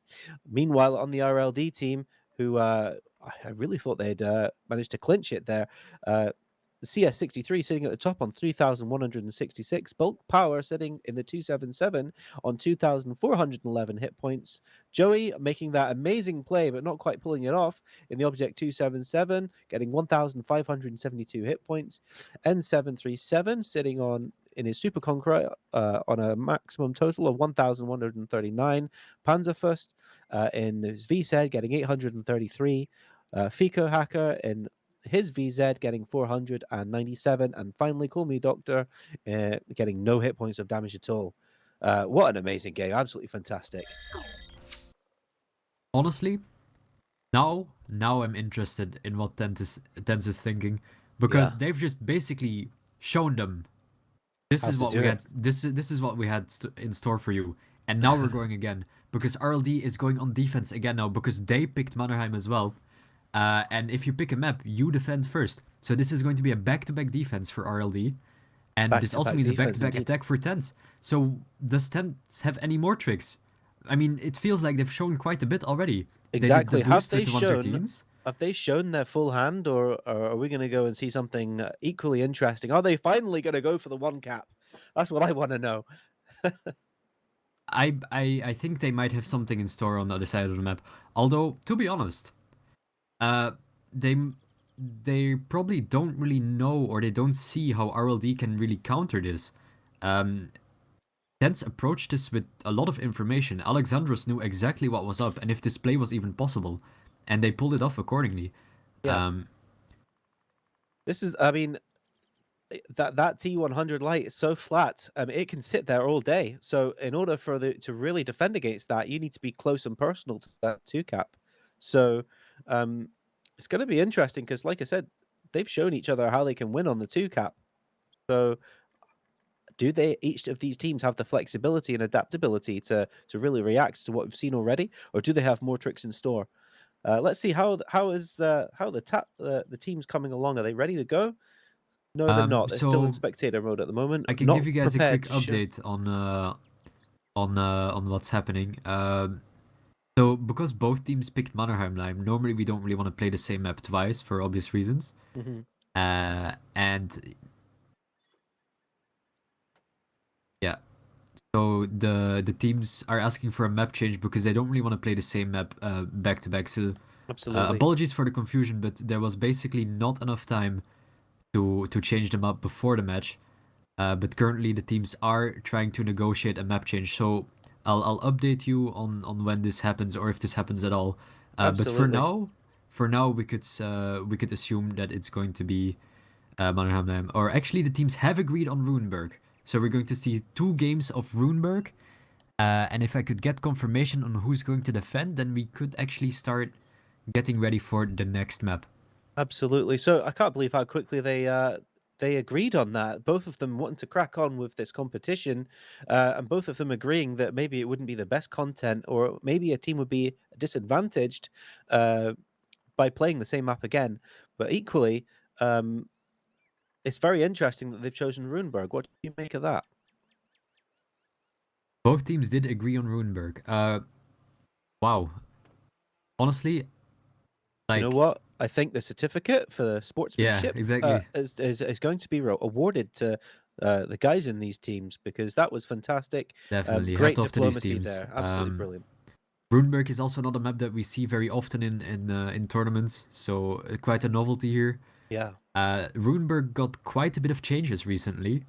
Can I just Um, double check that Runeberg is in fact within the rules? I don't know all the maps in the rule book that are there off by heart, and I'd love to get confirmation from Xander in the backstages there. Um, Meanwhile, let's keep talking about Runeberg here.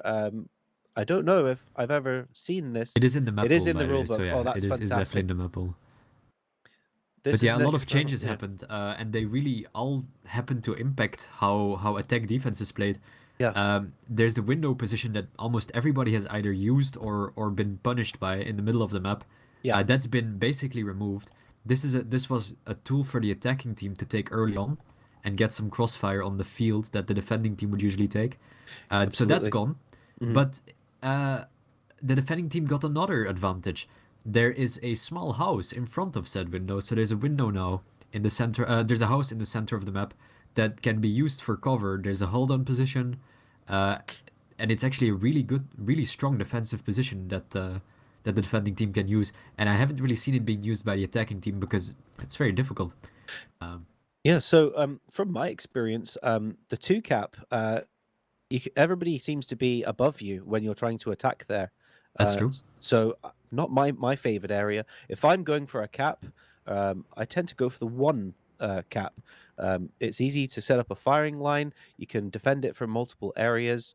Um, but equally, I feel like as a defender, I'd always look to defend there and almost completely give up the two cap because I feel like everybody can shoot down onto it.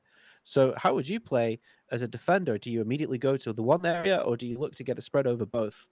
As a defender, um, so there's a way to reset the one cap without having to commit any tanks onto the A line. So I would center most of the tanks around the village, so above the two cap, like you said, to basically make Yeah, it impossible for anyone to cap there. And as soon as you have the K line and the two cap under control, then you can maybe think about rotating some tanks up. But both teams are ready, so we'll jump into the game anytime now. So TENTS is on the attack, and RLD is on the defense here for our first game of Runeberg. this is fantastic. I'm looking forward to seeing how each team attacks this puzzle of a map. Like we've said before, this is an experimental map within the league. We don't know if it's going to stay in the league. We don't know if teams are really going to enjoy it, but looks like we're about to go in and see how these teams tackle it. So let's bring up the game. Here we go, straight in. Fantastic. Okay. So let's have a look at who's playing what. Tents have brought with them 1, 2, 3, 4 113s, 2 bat chats, and a T100 light. Meanwhile, on the other side of the map, RLD have got an IS-7, an Object 277, a Super Conqueror, 3 VZ55s, and a CS63. So very interesting. I really like Alexandra's, but that T100? I don't know if it's going to be very useful on attack. Um, Maybe but that's he's his going favorite straight tank down and the he's mid. just confident in it. I don't know. Maybe that's Well, his play. he's trying to get information. I mean, it's still a sort of city map. And I don't really see what information he's going to get. He's not even close enough to spot anyone right now, so I don't No, really and see it. they can slip across on the 0 Oh, line and but get all he's the way actually around. spotting. He spotted Panther first, and I'm sure he's going to spot Joey as well. He's actually seen them now cross into the village area. He did not see the IS-7 Call me of Call Me Dragon. Dragon. Yeah. So the IS-7 is actually going to cross all the way to K0 now. And I believe the point of the strategy is to actually try to find out how much is actually being sent to the K0 corner for RLD. But right now, Alexandros can't really tell his team for sure, because he doesn't know that Call Me Dragon made it across. Although they could assume this. They could assume that the I7's only purpose is to go there. And it Um, looks like tents are beginning to rotate and maybe explore the northern part of the map because they're exactly, yeah. bringing the Batchats back. They've seen enough. Although in my opinion, they will need Curry as well. Curry will need to come over from the south side. If they Absolutely. want to overload the north here. But yeah, RLD only really has Fico there. So Fico is just holding it all by himself. If he does have an optics setup, then he might be able to spot the Yeah. heavies crossing here. So the dimensions of this map are actually quite small, and it looks like they have players sitting for the RLD team down in K0, as it would appear that they're going to be potentially for the TENTS team, they're going to all in the one area or explore the possibility of an all in on that 277 Oh, that's defending. So it'd some be good shots interesting here, to by the see. way. Some good shots onto Fico here. He actually took one. And he has to stay in that position if he wants to spot. So Absolutely. He's vital to really stopping them from making a play on the one line, whilst the yeah. rest of the tanks reposition to defend. I wonder how much information he's got as the T100 light makes his way very, very close towards the cap and potentially into an area where he can Oh, and outspot he's seen anybody. Fluffy Lions on the cross. He sees the movement that Fluffy Lions is making. So RLD for sure has to know what's up here. And yes, they're actually rotating some tanks over. Joey is definitely coming over. And I believe Pantherfist might also be. But actually, for now, they've just decided to stay. Although they are sort of I pinging think towards the north side of I the map. I feel feel like like they they're want to make a waiting for a rotation. commitment. I feel like they're waiting for a commitment They're from. ready. They're ready Yeah, though. they're in position very, And very they've quickly. got their And the shots commitment aimed. starts. They're moving in. They're But committed. they're actually shooting the cross right now, so Fluffy Lions takes a lot of damage. And But that's him. He's a one shot now. he's a And one-shot indeed, but the Batchats are the ones that should be taking the damage, because they're the ones that are going to pick up Fico. If Fico actually dies here, which he probably will, then the triple cap could come out from TENTS. Right now it's already a double cap. But any time now it could become a triple cap if Alexandros decides to join them. And TENTS doesn't really have to go any further than this. This is all they have to do. They just have to take until here with the Batchats, and then just relax. absolutely, as Fluffy Lion gets taken out from the middle. But it doesn't really seem to be working right now. They've just lost so many hit points that RLD could actually safely move up here and go for the resets onto those 113s. Because as soon as Joey and Bulk Powder get on the outside of this little town here, they can actually just start freely resetting. And then this Absolutely. attack is just over. But 4 seconds left, 3 seconds left, 2 seconds left. Shots are being missed. Oh, and That is reset. way They too reset close. literally With half 1 a second second. left. Half a second. Wow. Maybe even a quarter of a second. That was unbelievable. My heart Holy went a cow. little bit, heartbeat went a little bit higher there. I do not know what to say to that. That's way too close. Even the cameraman But was filled even in. still now, only 2000 HP lead and still 10 seconds on the reset. The cap pressure just keeps coming back. Alexandros does get reset and set on fire. If he actually takes one more hit, he's going to fall. But and the HP is just coming back. The Joey HP has is just coming killed back and back and back and back. And is TENTS leading? Demaximus, is that how you say his name? He's just managed to kill him as Joey is having to retreat back out of the way to join the position with Bulk Powder. So N73 moves onto the cap with his hit points, decides to pick up Curry there to relieve some of the cap pressure, because now there's only one tank capping. Alexander's on literal 1 hit point, trying to make it out of there. He's being That's chased all by you the need. Eskong. And Envy is still on a one shot. Now Oh, he and actually he picks picks up up the the kill. kill on Joey. Really well played, but he does go down to N73. Good What a awareness there, trade. by the way. What a really great good trade. awareness to realize that Bulk Powder would easily fall to Envy's clip. And how close all is of a this? sudden, We've got look at this now. TENTS is actually 2,000, ahead. 400 to TENTS, and Reloaded have just got less, ever so slightly less than 2,000 hit points of damage. Super close, 2 tanks each. Guys, this is for match point. If TENTS wins this game, it's game over. It's a 3-0 win. Lemmy now pressuring Effectively bulk got powder. 2 versus 2 here. Yeah. And Great shot by Alexandros. He actually picks up the one shot hit on point bulk is all powder. you need, guys. And now it's a 2 versus 1 on the Reloaded player in the Super Conqueror. So N73 is really stuck here. He can't really go anywhere. He can't chase Alexandros because then Lemmy will actually shoot him. And he can't really go for Lemmy because, well, he'd have to drive through the open for it. So he's kind of just stuck here. So and the guys in the TENTS team, they don't really need to attack, do they? They don't need to do anything. well, they do. They are attacking. So What I mean is they N73 don't need to do it. They can let him sweat. They can get position. They've got plenty of time to make a play. They get organized. Absolutely. Take a breather after that very tense moment there.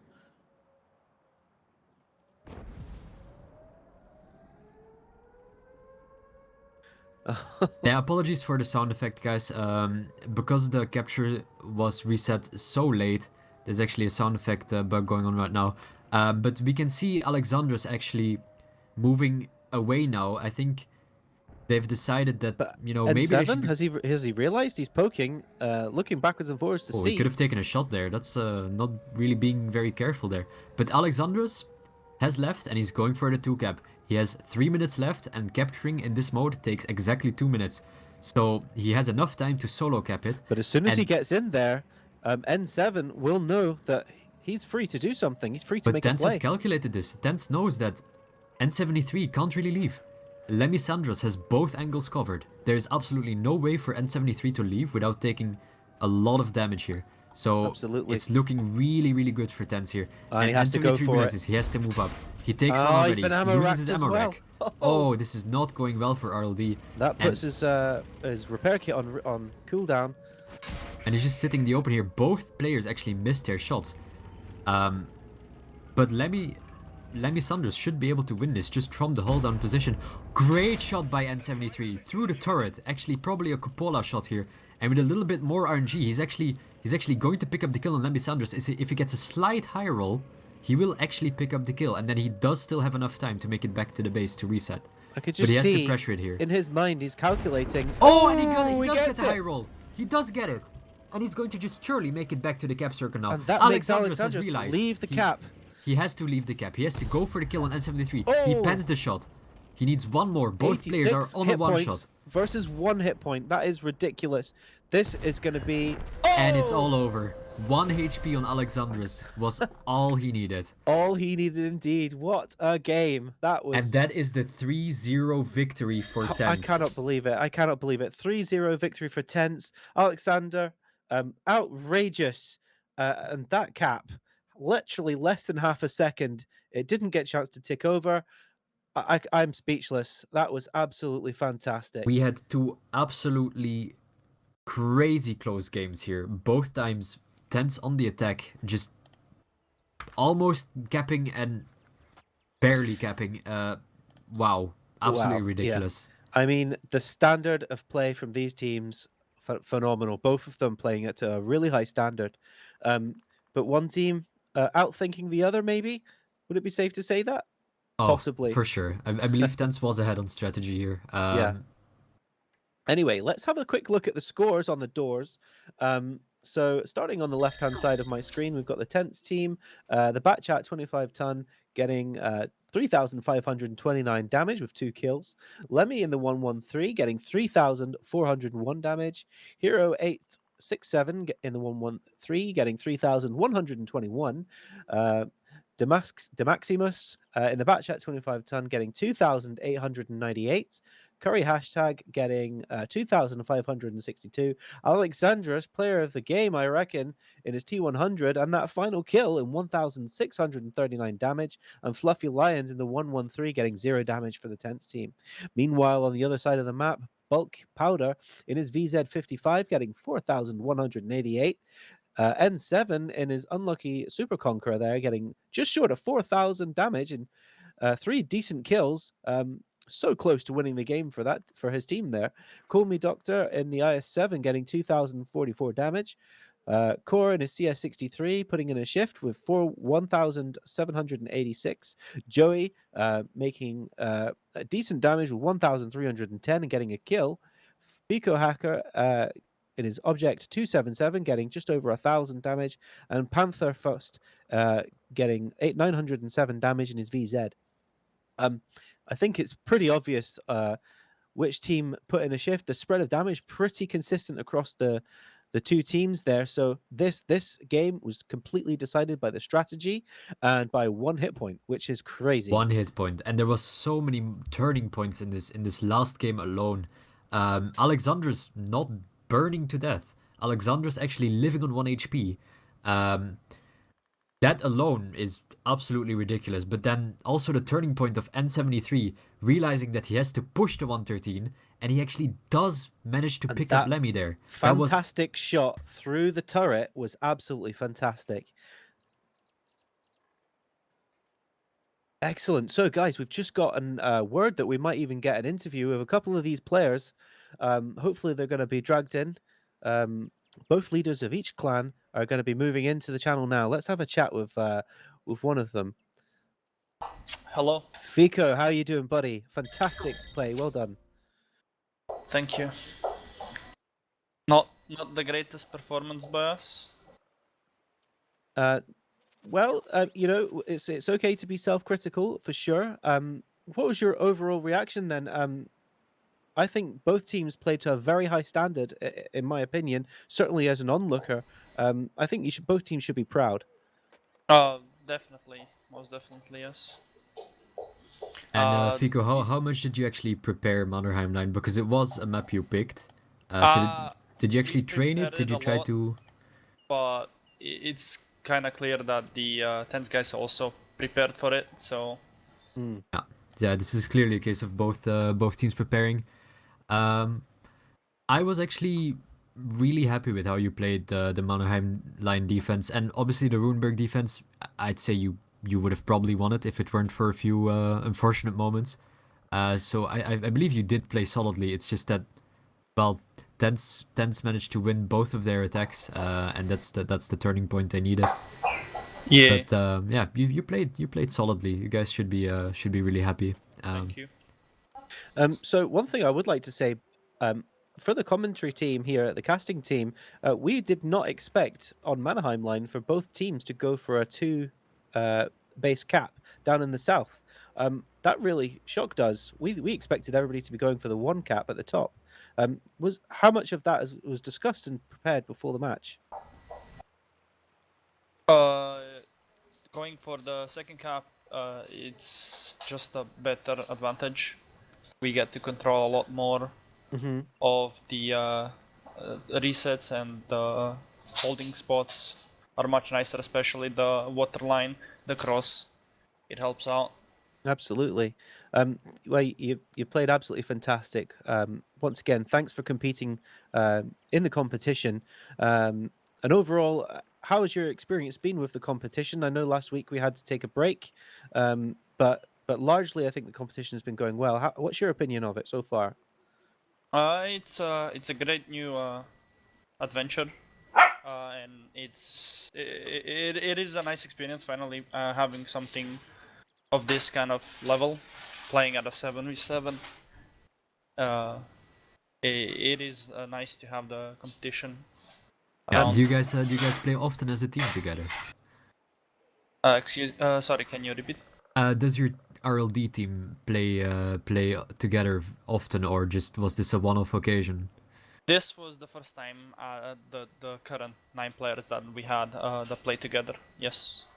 And you're planning to stick together and maybe participate in more tournaments, or yeah, most definitely. Okay, that's good to hear. That's good to hear. I certainly think you guys have got some strong potential. Making it as far as you did in the competition is no mean feat. Yeah, actually, a lot of big names kind of dropped out early, so you can definitely be happy with the result you got. Thank you very much.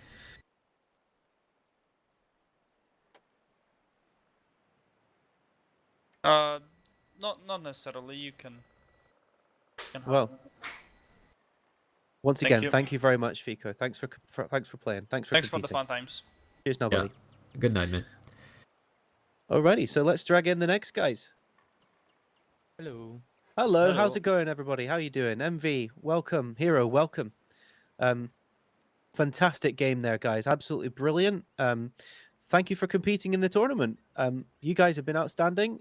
Very, very high standard from both the teams there. What are your initial reactions? It was just a really great, exciting game. Some close calls all the Yeah. time. Absolutely. Yeah. Absolutely. And that last match, that was unbelievable. 1 hit point remaining. I mean, holy cow, that was something to definitely talk about there. How close? I mean, you guys must have been screaming at each other and sweating and going through all the emotions. How are you feeling? Oh, not really. We were kind of calm, to be honest. But Oh, Mr. the Cool. the S-Conk had some extremely high rolls, like 488 and 410 on Lemi, so he got killed. Oh yeah, And I mean but that high roll at the end there on the 277. I mean, you must have been panicking with Alexander, wondering if he could pull it off. Yes. Alex is a Yeah, like he had a the good guy. push line there to work with, so it wasn't really that worrying. Yeah, but imagine yeah. if he'd have burned out there. I mean, Yeah. 1 hit point remaining, guys. But it was closer than expected. But yeah, Yeah. still a win. So I'm actually quite curious about your Mannerheim attack because quite a few things went actually wrong there. Like Alexander's got reset at some point, even though yeah, it looked because like he was greedy. Yeah, he was Ah, peeking. okay. It looked And like he also was the in a safe S-Conk, position. the but S-Conk left the okay. position. And So it was Lion, planned that he could sit safe there. I see. yeah, Yes. he could, but he So- was greedy. how much training did you guys put into this strategy? And how much preparation have you done? So we played, I guess, in every match so far, Mannerheim line, except for the first one against Excel. So we had a lot of training from the league matches. But apart from that, we just went to the training room before that all and tried out the positions. And Yeah. that was it. So these obviously a little bit of on the job training, but you have actually prepared this before the tournament, which I like the fact that you're actually trying to win it. That's fantastic and a very well thought out strategy as well. I particularly liked. I can't remember exactly who it was, but they were pushing down the edge of the water to try and get the crossfire so that they could make that play into the 2 cap at the bottom there. It was absolutely stunning. You guys, one mistake, one bad day, a little bit of lag, anything, and that could have been all over. Yeah, but also Wargaming reworked it, so it's actually a lot Way easier more, now. Like yeah. there's not really that much fail potential anymore in that Yeah. cross. Kind of impossible to drown there. Yeah. Indeed. It's still possible if you disconnect, but yeah, it's a lot easier. Or you That get And, blocked in. Obviously, your next match will be in the semifinals against 3PX or GOP. Now, I think I know the answer, but who do you think you're going to see there? Probably 3 picks. Yeah. From what I see in the last 77s overall. But Have you player-wise, have you played many matches against them before, or is this? I think we played against them already in 77, yeah, but like not once that or often. twice maybe. Yeah. Not that often. But we'll have Absolutely to find brilliant. out if they actually manage to beat GOP in their quarterfinal match. But okay, guys, I believe that's it from us for you. So thank you for the interview. Thank you and so Thank you much. for once having again, us. GG, well played. Well, Yeah, good thanks. match. Alrighty, well, thanks very much, everybody. Thanks for watching. Thanks for enjoying the competition. Like I said before, it's all the information for the tournament can be found on WoTiLeague.com, including the rules that we're following. Everything is all published there. All of our social media can be found there. Absolutely fantastic. I still can't get over it, Aubrey. The 1 hit point remaining. One I hit mean, point. Oh my god. the guy just had to sneeze in his direction and he'd have exploded. I mean, the reaction speed and the guts to not lose on 1 hit point.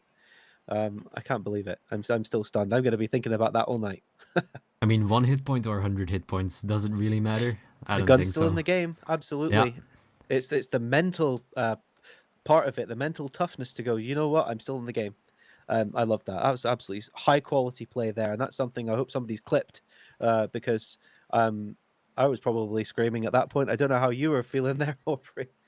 Oh, I hadn't basically as soon as I realized that that the T100 was on 1 HP and alive, I thought, okay, this is game changing because if he didn't exist, then this was so easy for N73. He just had to sit there and hold, but the pressure from the T100 meant that he actually had to make a play.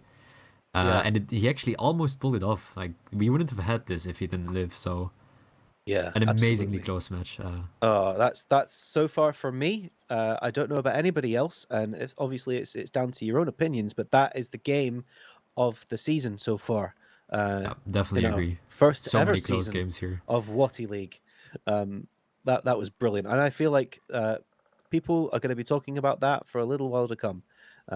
Certainly, I'm going to be thinking about it for a good long while. Anyway, I think we're just about ready to sign off for today. We've got no more matches left, have we? No, we're done for tonight. We're done for tonight. Excellent. Well, guys, thanks ever so much for watching. Thanks for taking part, all the teams. Absolutely fantastic. Thanks for joining me, Aubrey. I look forward to speaking to you again soon. Yeah, hopefully we can do this again in the future. It was definitely a pleasure for me as well.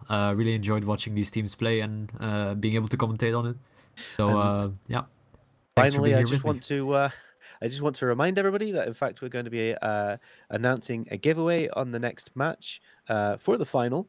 Thanks very much to Alexander for controlling the camera in the background, for setting a lot of this up with the WoTi League team, and we'll see you again next time.